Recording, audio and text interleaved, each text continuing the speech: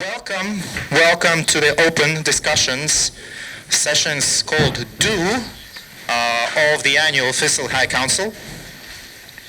And it's my great pleasure to see actually a call to action like that. Do. How shall we translate this in Latvian?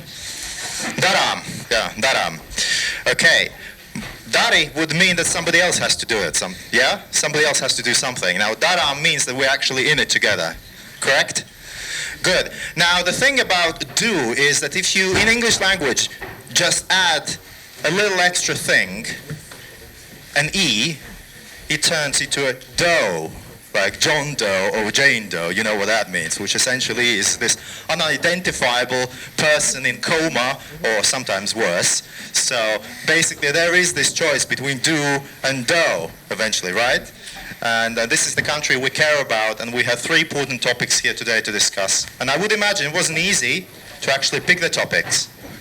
But we will begin with something that is quite predictive of what future holds for us, and it is the question about education, about the universities. All right. So, we will follow the same pattern for all the three panels. They will all be short and concise, just an hour. There will be no break between the first two. There will be a coffee break after the second panel, though. The coffee will be served downstairs, so you may start looking forward to it. Now, with regard to the panel structure, we will start in each case with a rapporteur, a representative of the FICIL working group that has worked on the position paper. Not that we will tell everything about the position papers today. And we will follow with discussion of the panel. Now, dear audience, happy to see so many of you, so many familiar faces. And you know how to use the Slido. Yes? You do? Well, if not, this is the chance to learn. So you basically go to slido.com on your handheld device or laptop or whatever you have. You log in with #FICIL 2017 and you provide your questions, comments, and input. All right? And Eric will take care of this, and the questions eventually will come up on screen, and we will try to integrate them into the discussion going forward. Good? Deal. So, let us begin. And I would like to ask the rapporteur for the first panel, Claudio Rivera, for a quick sort of lay the table position on what's going on, the state of higher education in Latvia.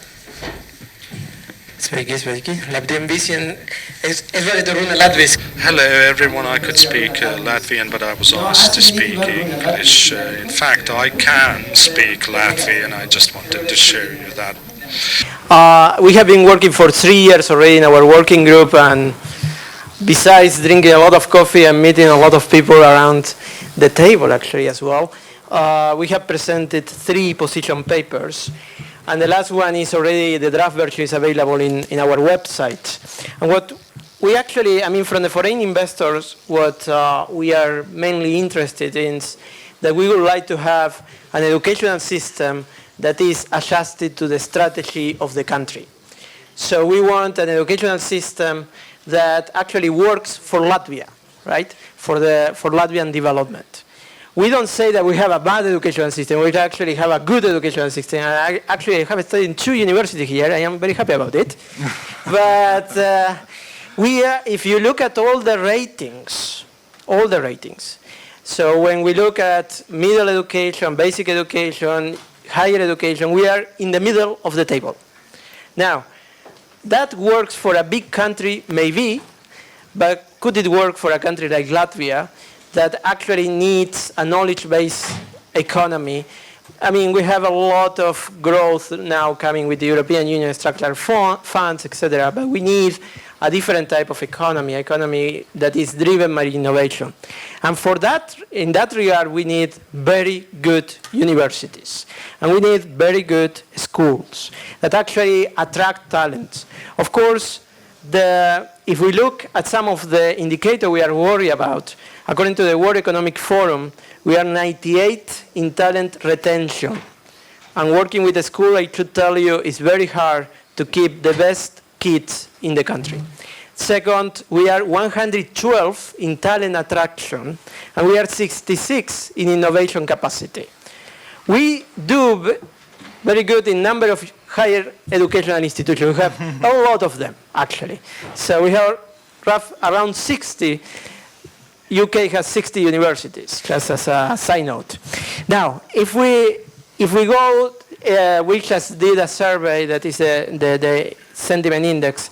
What investors are worried about, and all of us are worried about, is demographics and availability of labor in Latvia. And we are asking the government especially 3 things. First, to create a new vision of the university system and a regulatory system, a legislation, a law that can actually support this vision. And we are just looking at our brothers from Lithuania, our neighbors.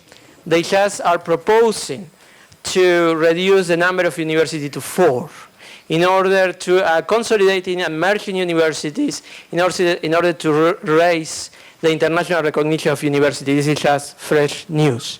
The second one, we would like to see at least one of our universities, but I think we want to see all the universities in the top of the international rankings.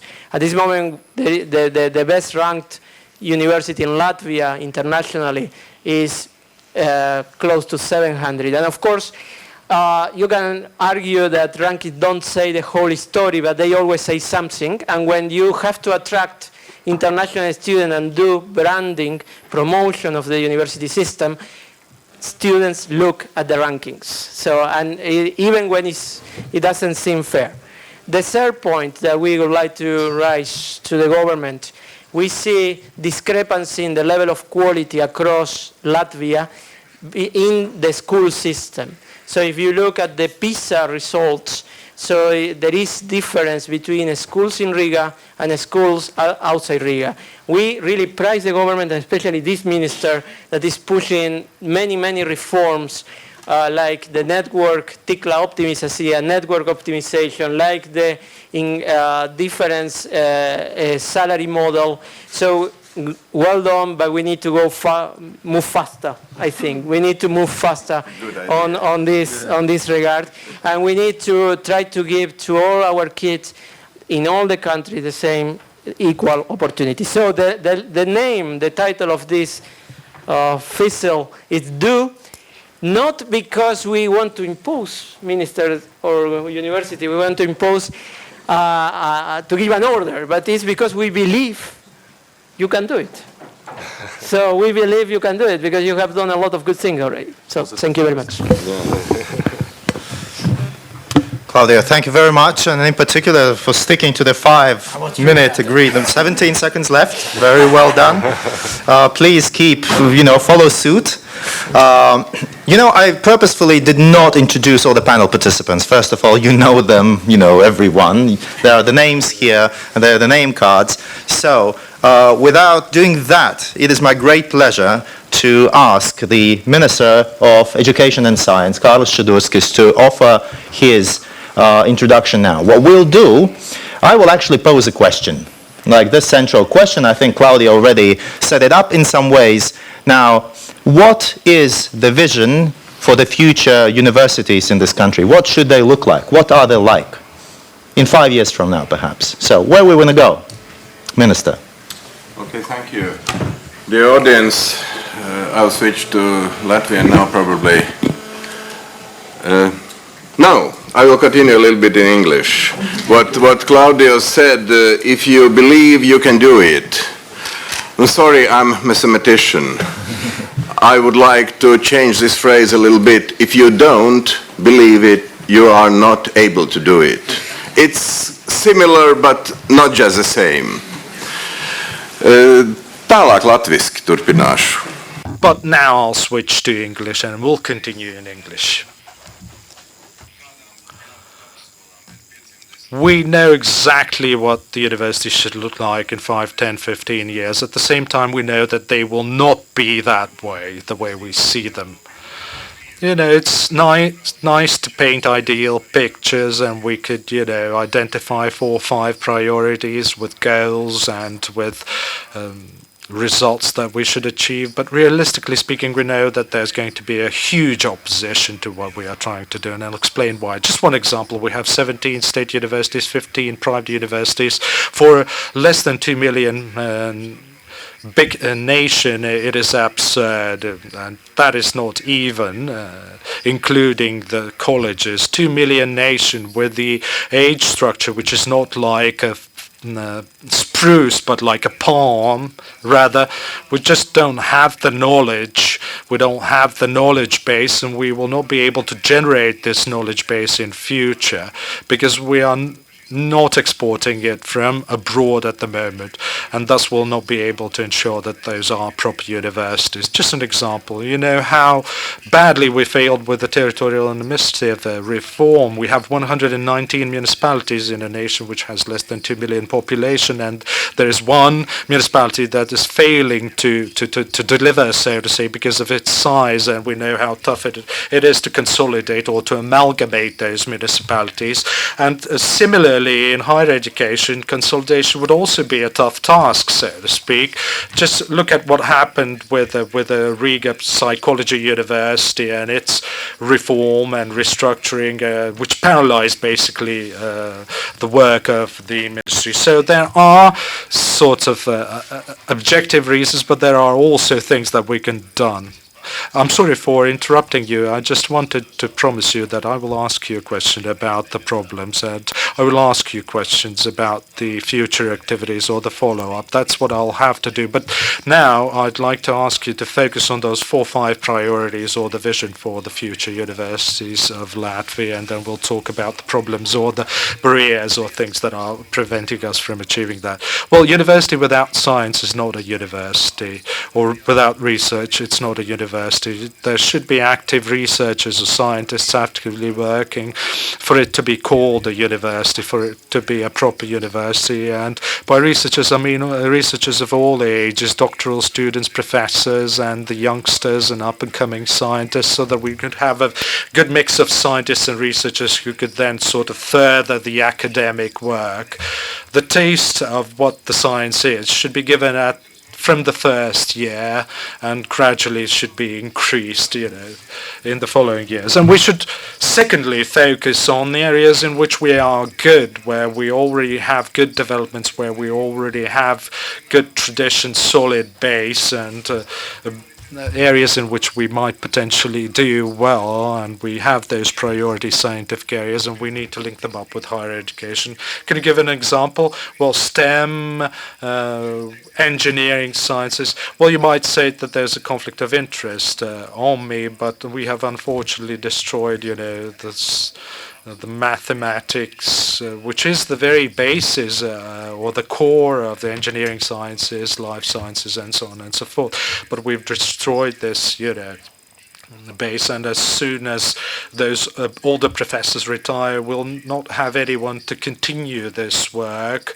Riga Technical University has youngsters, University of Latvia has youngsters, but not enough.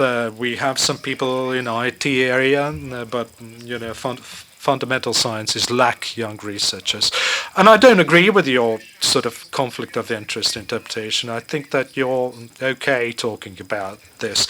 And the third priority is the industry link up with the universities, and in technology transfer is something that we should focus on, and we should bring together higher education and the industry, and we have to find a sort of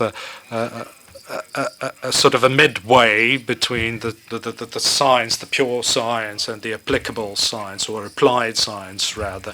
And we've been, avoiding this issue for quite a while. This is all about, management of universities or governance of universities, and the 3 pillars, which is the resources or the infrastructure, the development potential, and the current scientific activities. And the third pillar is currently financed solely from the structural funds of the European Union. If those pillars are properly financed, if our GDP grows, then we'll be able to finance all those pillars, or otherwise we'll have to, unfortunately, have to do only with structural funds, and the gap will have to be bridged by the state budget. Now, the infrastructure consolidation is something that we should also focus on. We can't have separate infrastructure for every university. Unfortunately, we are very sort of private people. We want something for ourselves always. We are not willing to share. If a neighbor has something, I must have it as well. But sharing of the infrastructure is something that we need badly in higher education. We must share IT resources, lab resources, lab equipment, and that will really, boost the cooperation between universities. When universities will be cooperating, there's going to be greater competition between departments or the scientists working on civil issues or in similar areas. Because at the moment, we have, leaders because they are the only ones in particular sector or area. But, there has to be not only domestic competition, but we also need to engage in international competition. We must provide proper resources for those unique areas where we are better, Latvian language, Letonica, and so on and so forth. But in other areas in which we are competing against the others, we have to boost our own capacity, basically, and, that's where we have to sort of dig. Now, the quality of universities basically depend on the academicians and professors or researchers working in the university, unless we redistribute our education budget in a much more sensible way, because we're at the moment in the last place in the European Union in terms of financing per student, which also is reflected in the wages. Then most probably the older professors will just basically die out, will not be substituted by others, and will have to close several universities. I hope that that's not the scenario we are going towards, because what we did, last summer with the wages of the teachers, and we also envisaged a 30% wage increase of the university staff as well. But that is, rather insignificant increase. 625 euros was the monthly wage. And if it's going to be the wage in the future, we'll only get the dumbest assistant professors, because, we have IT people, who are graduating from universities and their starting wage is 2,000 euros. So there will be no way of convincing them to get engaged in research when they'll be able to make 2,000 in 15 years instead of going for 2,000 immediately and going into the industry. Gentlemen, it's all gentlemen, actually. We'll have 3 minutes. Yeah, it's your fault. Absolutely no gender balance here. Sorry. Well, let's talk about it later. Okay, excellent. Well, basically, I wrote down 6 points. So, science in the universities, competitive advantage, well, areas where we have potential, connection, links with industry, the management model that builds on the previous, cooperation between universities, and capabilities to attract academic talent. So, 6 areas. Gentlemen, I'll start with Gundars Beziņš from Latvian University. Is that correct? Sure.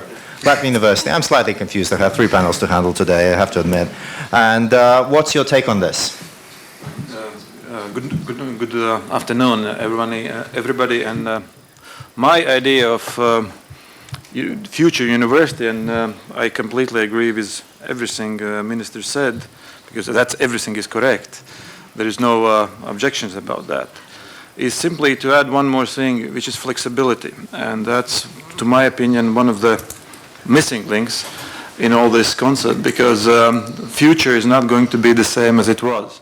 The paradigm of a higher education have changed. In the old times, we could, when the teacher give the knowledge, or the lecturer give the knowledge, because basically one person could have all the knowledge available at that time. At the moment, it's not possible. We cannot, none of particular persons can have all the knowledge. And then, of course, there is possibility, okay, we specialized. And the problem with specialization is, and also from the point of industry is, okay, we want those particular specialists. And higher education, at the moment, have this lagging behind, but they're lagging behind for one particular reason. When we make a study program, it takes about 7 years the life cycle is about 7 years before you start and then you finish.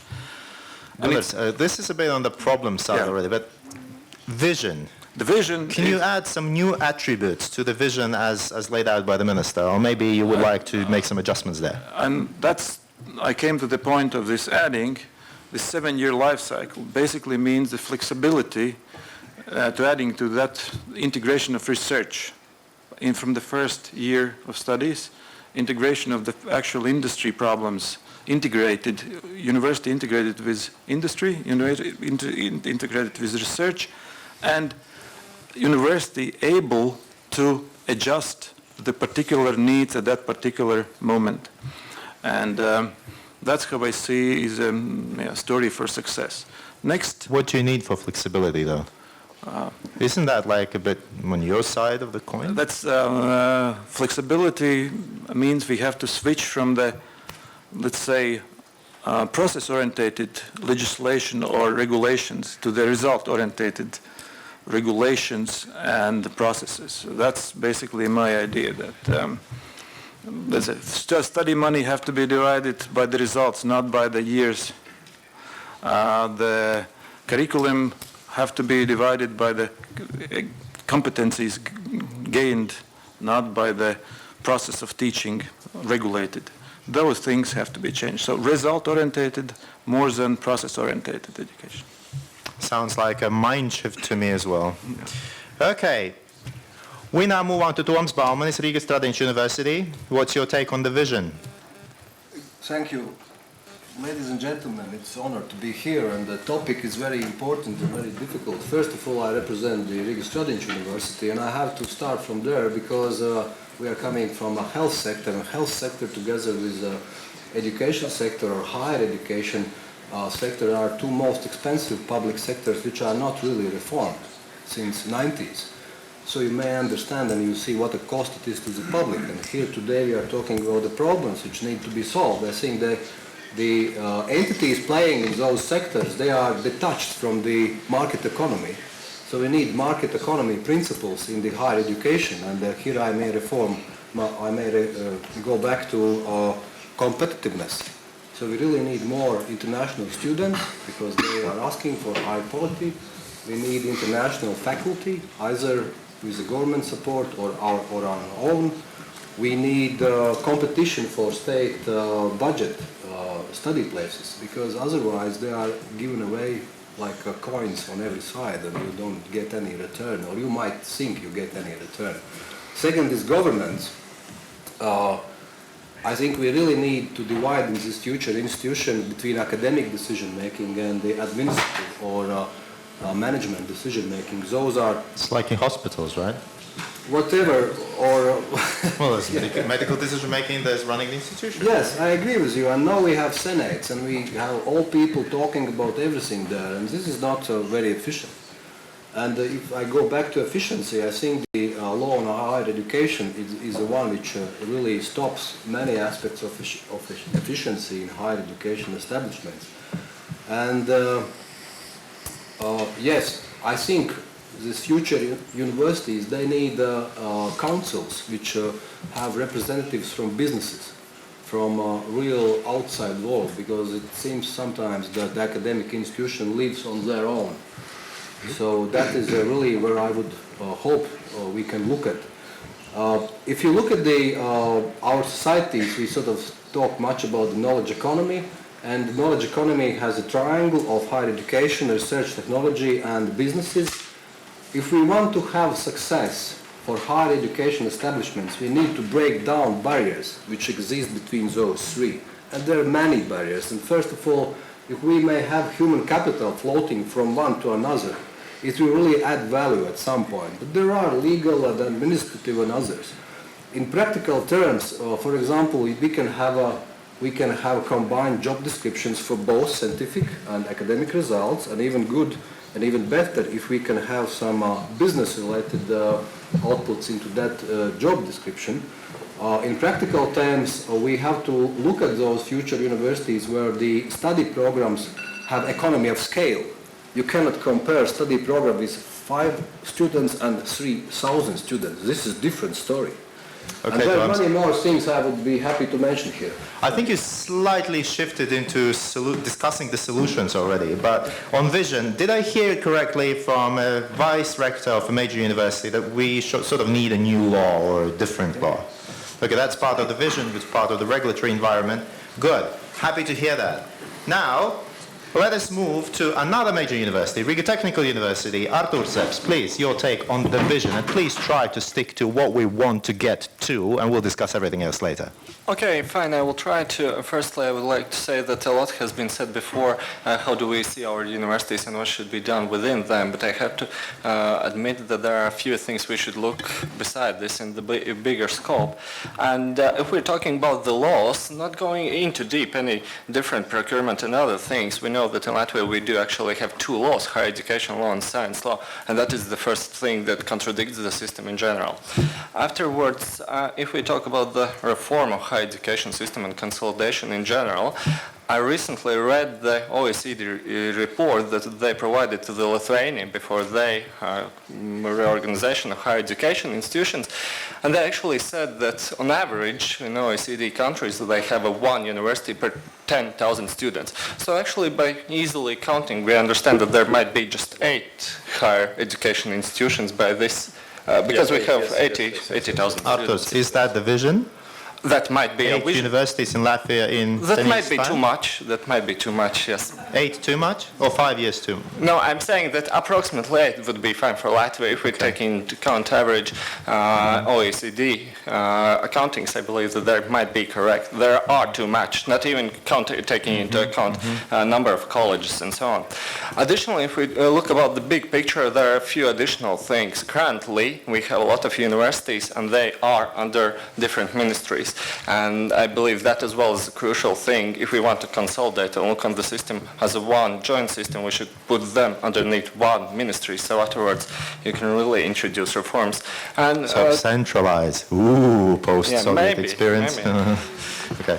And to end with, I believe that there should be a much stronger link between secondary education and higher education, because we can see that if the secondary education, for example, do not provide enough knowledge of, for example, physics, mathematics, and chemistry, we just do not allow a lot of our pupils afterwards to study, for example, engineering. So, thank you. Thank you very much, and minutes saved. Excellent. Well, let's move, last but not least, let's move to the private sector. Maxim Sigorovs, lead Accenture Latvia. Yes, thank you. I would say that first, the biggest piece of competition that globally happens is between governments creating conditions for people to live in the countries. Because people have, lots of potential to travel, and then the people who stay here are people who find interesting opportunities to stay. And then arguably, if we want to do something about both immigration of students and re-immigration of people, it is creation of well-rated institutions, and well-rated means, top 10%, top 20%. It definitely doesn't mean, somewhere in the middle. And then from Accenture perspective, we work from Latvia for about 300 clients, and out of those clients, approximately 20 of them are governments of Western Europe and in generally Western countries.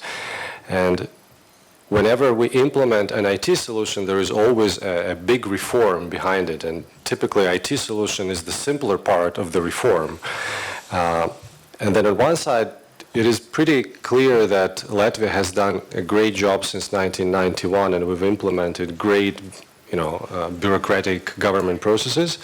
But on the other side, arguably, this is the first time we actually have to reform those processes that we have created.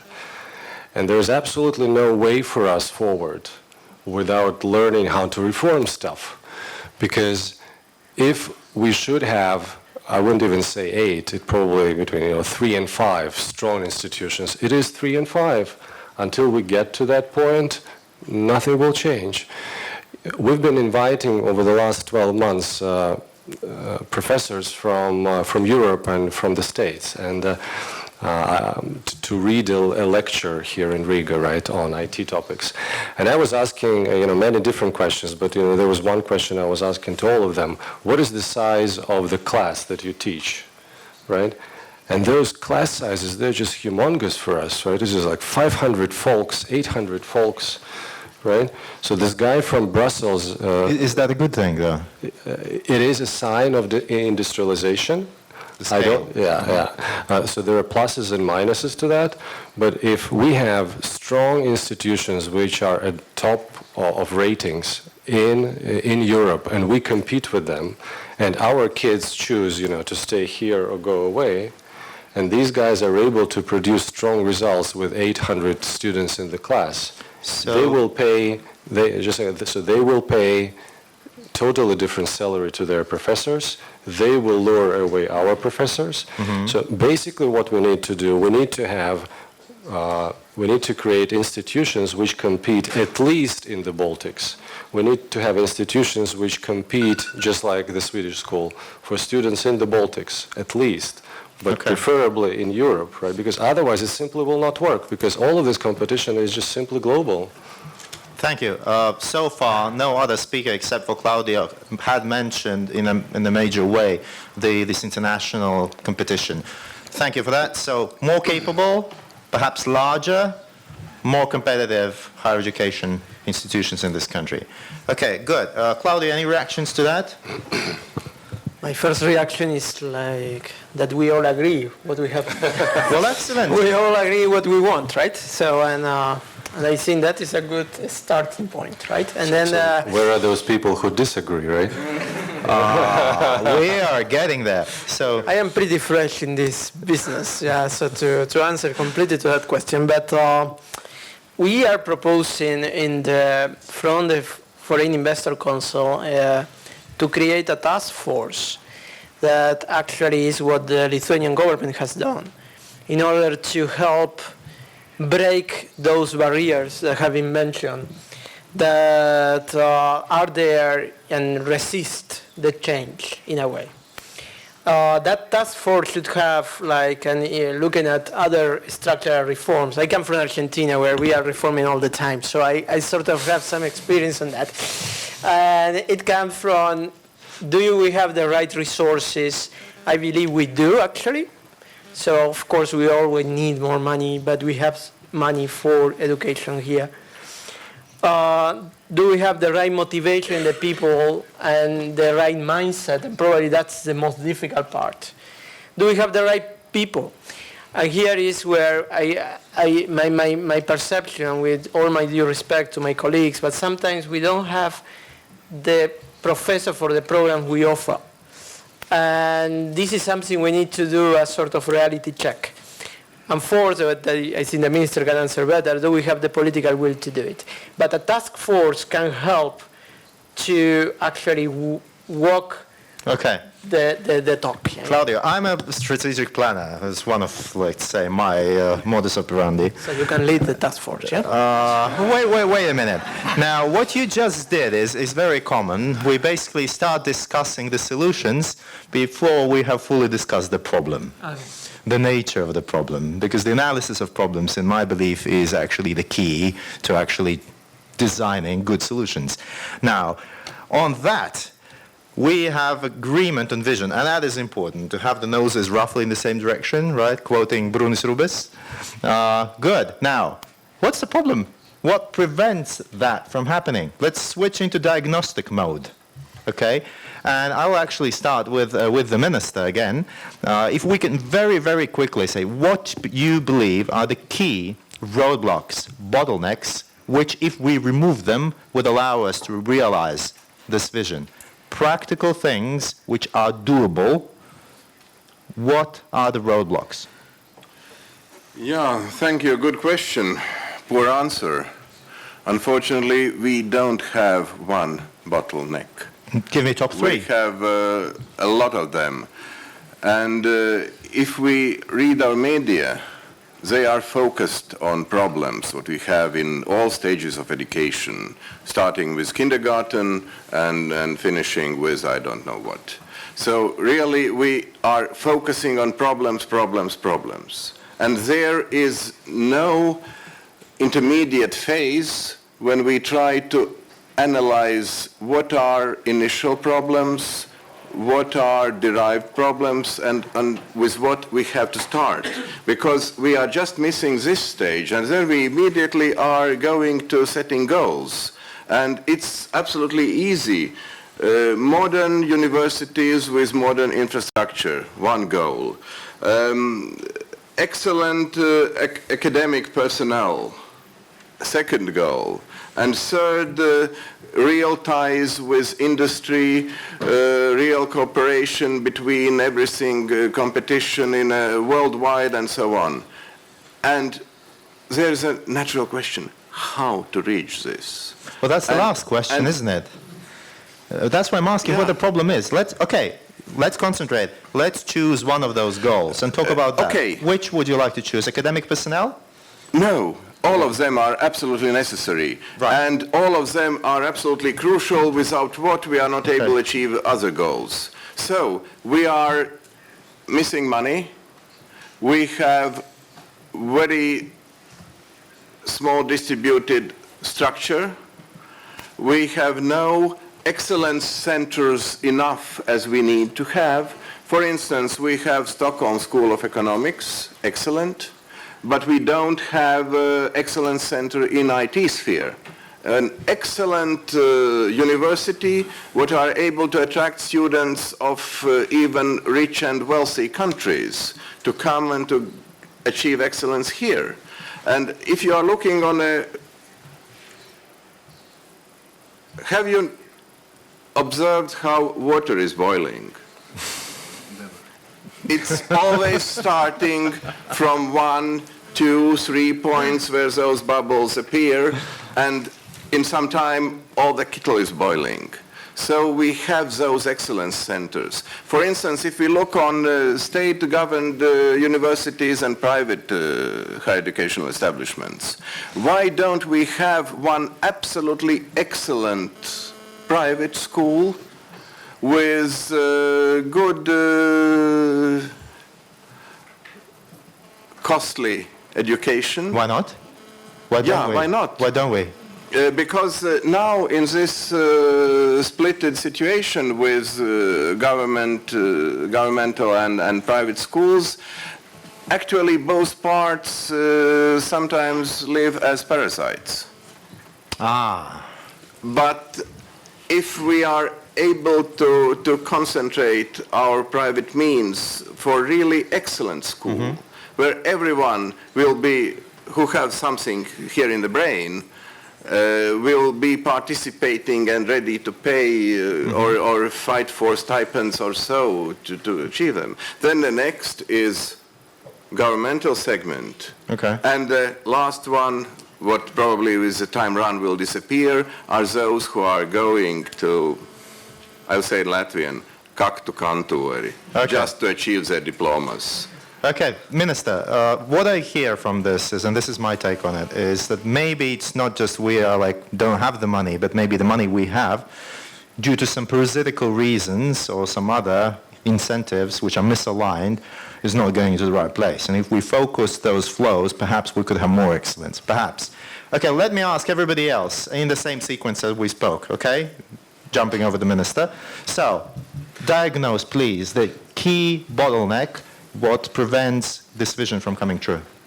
My take on it is that mindset of in Latvia is a little bit have to be changed first, but the biggest problem is fragmented legislation, which automatically brings us to two oppositions, higher education and research.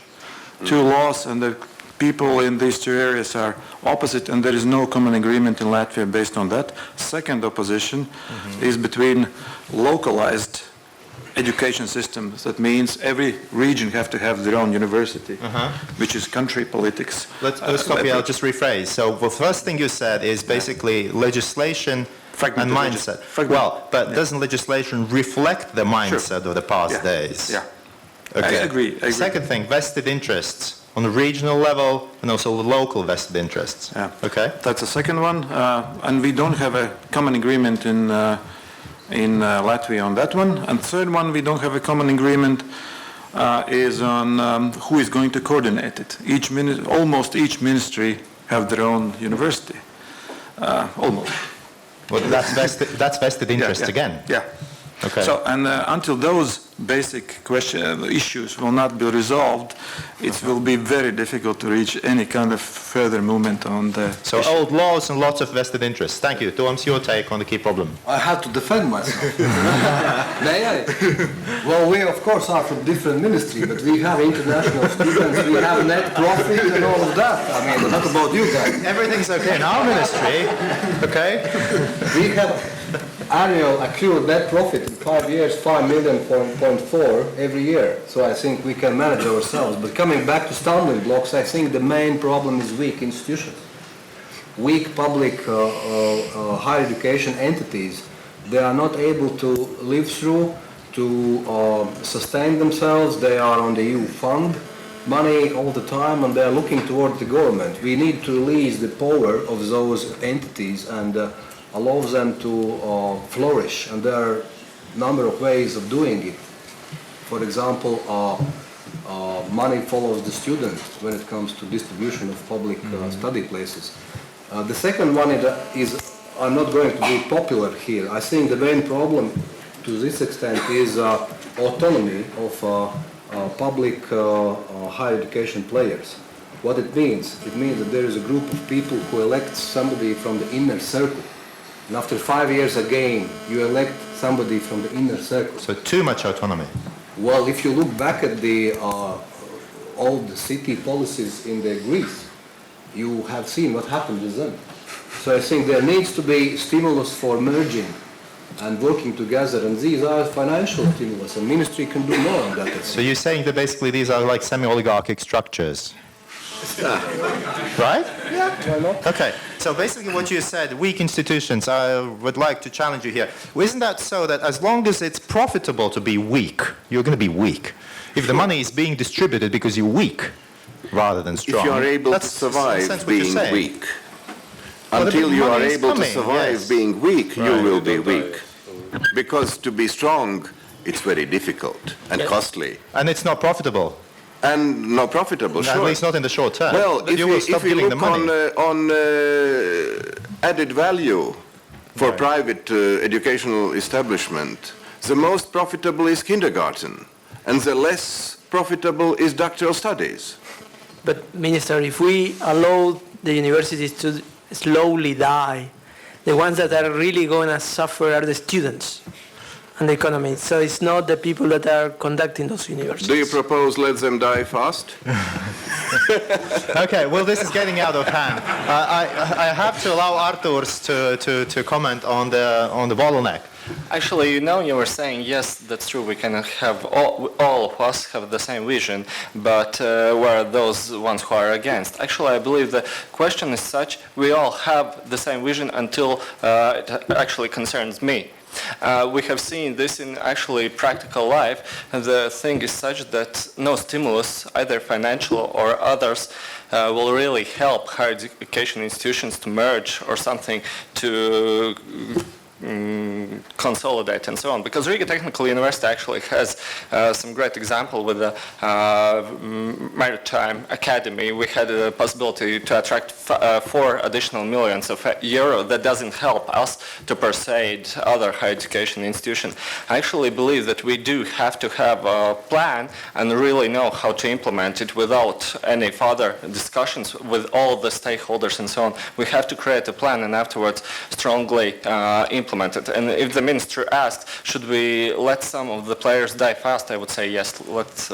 So are you saying that the key problem is the lack of tactical capability, the implementation capacity? Is that what you're saying? Implementation is the problem, exactly, because we saw with education teachers university that all had their opinions and so on, and there was almost no potential to move on forward. I believe in strong decisions, and they should be taken at one point without any discussions. If I combine the both things that you first said NIMBY is the problem, not in my backyard. I mean, everything is nice as long as it does not concern me. The second, the tactical problem.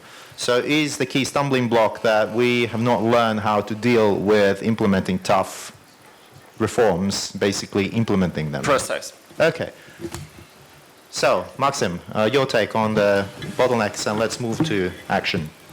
Yeah, I think that kind of the simplest way to formulate it is that the social contract between society who pays taxes and the government has to change, right? So society is paying taxes and society wants to have a decent system of healthcare as much as society is able to pay for it, right? If society pays in taxes for education, society wants to see 3-5 decent universities, exactly as much as we can afford, right?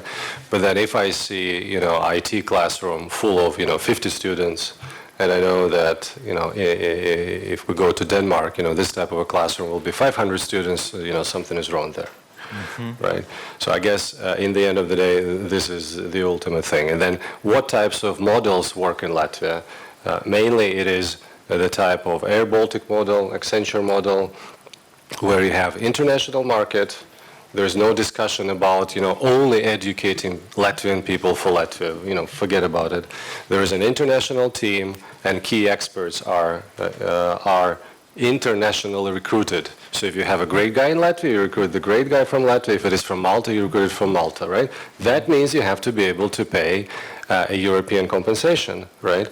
We are recruiting people from Spain to Latvia. Why? Because, we're able to pay a type of a Spanish compensation here. Why? Because we are able to sell it abroad. And then if we participate in local tenders, strangely enough, our prices are lower. Why? Because we're so much bigger, right? And that's the only problem, the only model that will work in the end of the day, right? And then we were discussing the speed of letting, uncompetitive entities die. The faster, the better, right? Because otherwise, this will not, the market will not clear, right? Okay, this is sort of similar to what was said before, that the higher education institutions are not sufficiently exposed to market forces on perhaps pan-European scale. Yeah. But then in reality, what Minister is fighting the social contract, because every time he wants to do something, right or wrong, he has to fight the unions.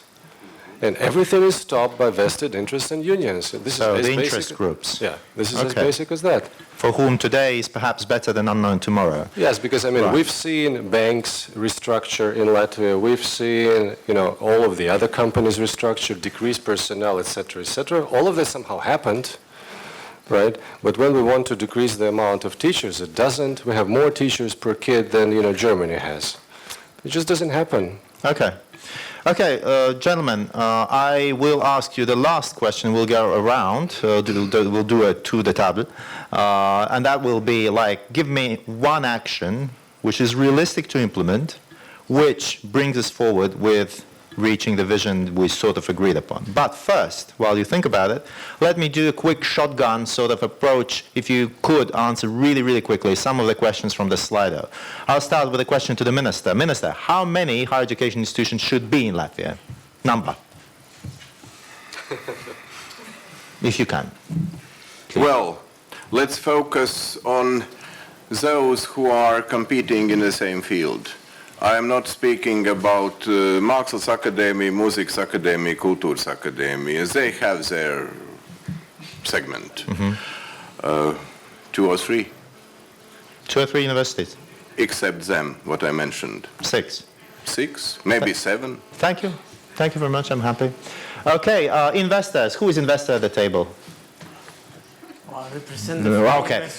Right. Now, so that will be basically a plebiscite here, yes? So let me ask you, are you willing to pay more to the people? Because if they will be better, you'll have to pay them more. Yes? 100% for paying for quality. Yeah? If they're more productive? Okay, yes? So, willing? Okay, I see some nods. No? Who's for no? Okay. You'll get your chance. Okay, good. Yeah, well, we're actually discussing the second question, I think, all along. Right. Maybe about the Spain more. Yeah. Right? Because we do see situations happening that our rates increase because we're not able to ensure enough people with, basic and good knowledge. And we can easily outcompete ourselves because Poland nearby, they may not be doing, things as in such a stupid way as we do, right? So there is a limit to the Spain more, right? Right.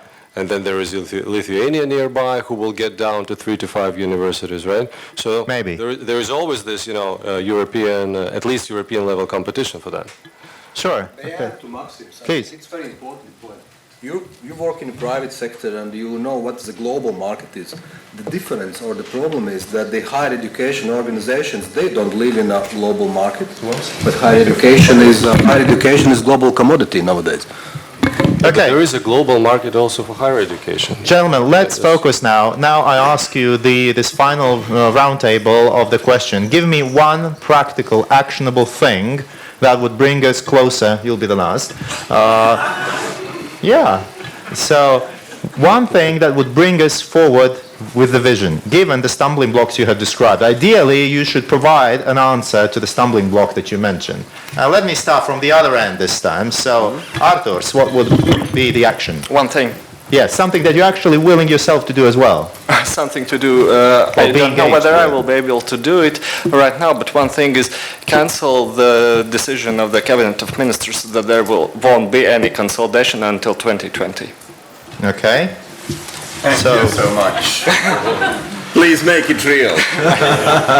Because they asked me to sign this with my blood. Well, the fact that you had to sign it itself is remarkable, but with blood. Okay, Maxims, your take. One action. Yeah, it's actually difficult to advise, right? How to exactly, because my problem was the social consensus and the change of social contract. One of the idea that sounded, which is a typical way to resolve it, is through vouchers, right? Another idea is to let in external competition on purpose, work with a major university from the US or from Europe and let them in, right? And then potentially integrate one of our universities with a kind of a main university outside of Latvia. It will create competition, because if you look at our retail sector, nothing happened until we had create market-based competition. Would be yes, because our size of the market is not capable of creating competition, and we will continue to lose until we reach the level of this international competition.